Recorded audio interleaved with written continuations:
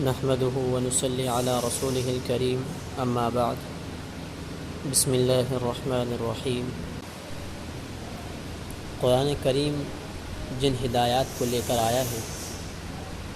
جن ہدایات کے ساتھ قرآن کریم کو نازل کیا گیا ہے، ان ہدایات کے دو ستون اور دو پلر ہیں،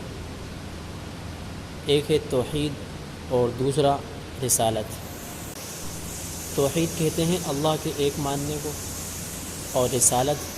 نبی کریم صلی اللہ علیہ وسلم کو سچا رسول ماننے کو، کہ جس کی گواہی ہم کلمہ شہادت میں دیتے ہیں،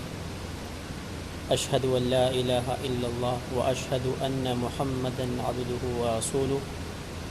کہ میں گواہی دیتا ہوں کہ اللہ کے سوا کوئی معبود نہیں، اور اس کی بھی گواہی دیتا ہوں کہ محمد صلی اللہ علیہ وسلم اللہ کے بندے اور اس کے رسول ہیں۔ تو جو چار آیتیں، یعنی دو آیتیں وہ جو ہم پچھلے سبق میں پڑھ چکے ہیں، اور دو آیتیں جو ہم آئندہ یعنی آج کے سبق میں انشاءاللہ پڑھیں گے، ان چار آیتوں میں انہی دونوں باتوں کا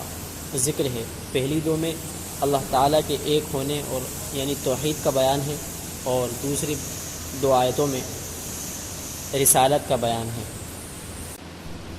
تو پہلی جو آیتیں ہم نے جو پڑھ لی ہیں پچھلے سبق میں، ان میں اللہ تعالیٰ نے لوگوں کو، انسانوں کو خطاب کر کے فرمایا کہ تم اپنے رب کی عبادت کرو، اس رب کی کہ جس نے تمہیں پیدا کیا اور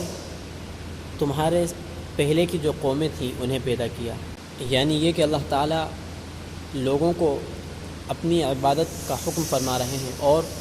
اس کی دلیل اور اس کا سبب بتا رہے ہیں کہ تمہیں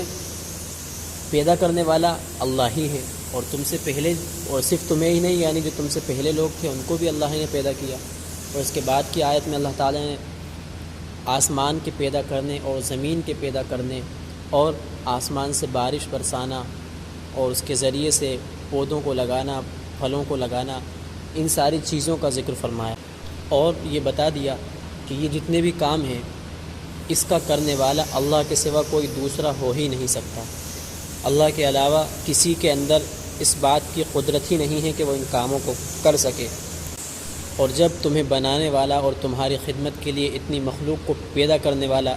اللہ ہی ہے، جو کہ تنہا ہے، ایک ہے،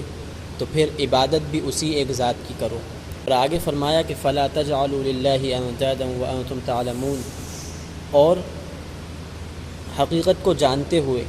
یعنی جب تم اس حقیقت کو سمجھ رہے ہو کہ تمہیں پیدا کرنے والا اللہ ہی ہے، اور ان ساری مخلوقات کو پیدا کرنے والا اللہ ہی ہے، اس کے علاوہ کوئی اس کا ساتھی ہے نہیں، کوئی ان چیزوں کو کر سکتا نہیں، کسی میں اس کی طاقت نہیں ہے، تو پھر کسی اور کو اللہ کے ساتھ شریک مت ٹھہراؤ۔ تو ان آیات میں تو اللہ کے ایک ہونے کو بیان کیا گیا۔ اب اس کے بعد جو دو آیتیں ہیں جن کو ہم اب پڑھ رہے ہیں، اعوذ باللہ من الشیطان الرجیم، بسم اللہ الرحمن الرحیم۔ وَإِن كُنتُمْ فِي رَيْبٍ مِّمَّا نَزَّلْنَا عَلَىٰ عَبْدِنَا فَأْتُوا بِسُورَةٍ مِّن مِّثْلِهِ وَادْعُوا شُهَدَاءَكُم مِّن دُونِ اللَّهِ إِن كُنتُمْ صَادِقِينَ۔ ترجمہ: اور اگر تم اس قرآن کے بارے میں ذرا بھی شک میں ہو جو ہم نے اپنے بندے محمد صلی اللہ علیہ وسلم پر اتارا ہے،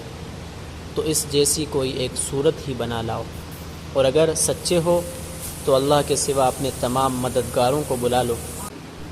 فَإِن لَّمْ تَفْعَلُوا وَلَن تَفْعَلُوا فَاتَّقُوا النَّارَ الَّتِي وَقُودُهَا النَّاسُ وَالْحِجَارَةُ أُعِدَّتْ لِلْكَافِرِينَ۔ ترجمہ: پھر بھی اگر تم یہ کام نہ کر سکو، اور یقیناً کبھی نہیں کر سکو گے، تو ڈرو اس آگ سے جس کا ایندھن انسان اور پتھر ہوں گے، وہ کافروں کے لیے تیار کی گئی ہے۔ تو ان دو آیات میں رسالت کو ثابت کیا گیا ہے۔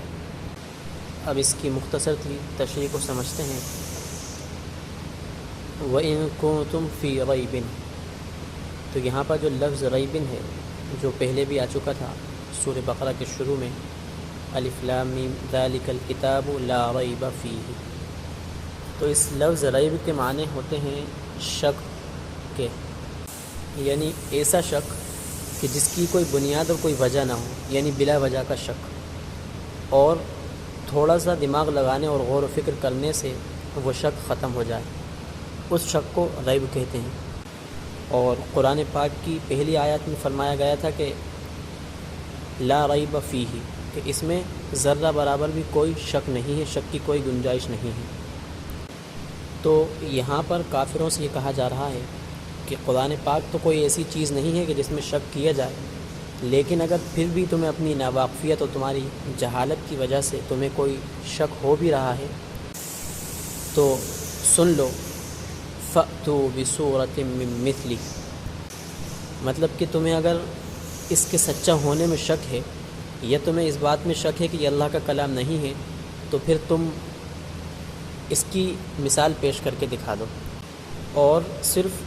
ایک چھوٹا سا حصہ یعنی ایک ذرا سی آیت بھی اس کی طرح اور اس کی مثال میں پیش کر کے دکھا دو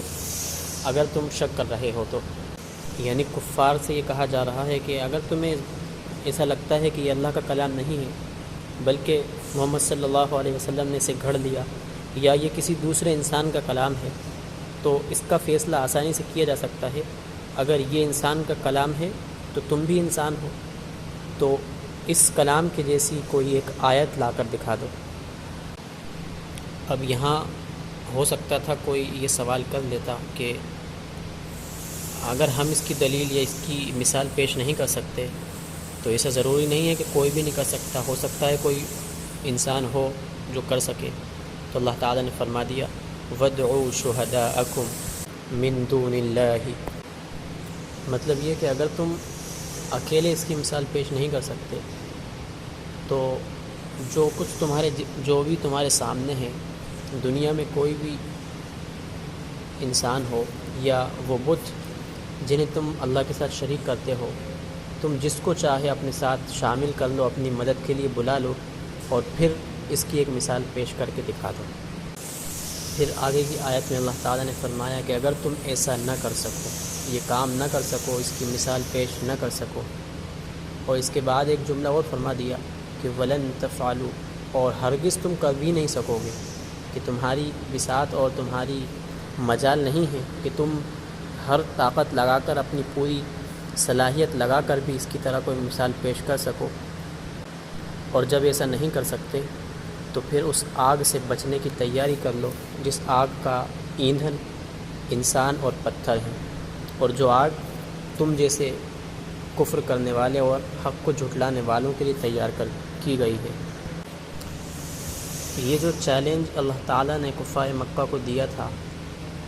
جو کہ اپنے زمانے کے بڑے فصیح اور بلیغ، یعنی اپنی زبان کے بہت ماہر مانے جاتے تھے، وہ چیلنج آج بھی موجود ہے۔ نہ تو کفار مکہ اس کا جواب دے سکے تھے، اور نہ آج تک اس کا کوئی جواب دے سکا ہے، اور نہ قیامت تک کسی میں اس بات کی طاقت ہے کہ وہ اس کی مثال پیش کر سکے۔ اور قرآن پاک ایک ایسی کتاب ہے، ایسی زندہ کتاب ہے کہ جو قیامت تک باقی رہے گی، اور یہ قرآن پاک نبی کریم صلی اللہ علیہ وسلم کا ایک معجزہ ہے کہ جس طرح پچھلے انبیاء اکرام علیہ الصلاۃ والسلام کو الگ الگ معجزات دیے جاتے تھے، تو اسی طرح نبی کریم صلی اللہ علیہ وسلم کو بھی یہ معجزہ دیا گیا، یعنی قرآن ایک معجزے کے طور پر دیا گیا۔ اور پچھلے انبیاء کے معجزات جو ہوا کرتے تھے وہ ان کی زندگی کے ساتھ ہوتے تھے، ان کے انتقال کے بعد وہ ختم ہو جاتے تھے، لیکن قرآن ایک ایسا معجزہ ہے جو قیامت تک کے لیے باقی ہے۔ اور اس کا زندہ ہونا اس طرح ہے کہ اس کی آیات میں غور کرنے سے ایسا معلوم ہوتا ہے کہ یہ آیات ابھی اور آج کے حالات کے اعتبار سے نازل ہوئی ہیں، یعنی جس بھی زمانے میں اس کو پڑھا جائے اور اس کے اوپر غور کیا جائے تو ایسا محسوس ہوگا کہ یہ آیات اسی دور کے لیے، اسی زمانے کے لیے نازل ہوئی ہیں۔ اور جس طرح آسمانی کتابوں کی تحریف ہو گئی ہے، یعنی انسانوں نے اس میں اپنی طرف سے اپنی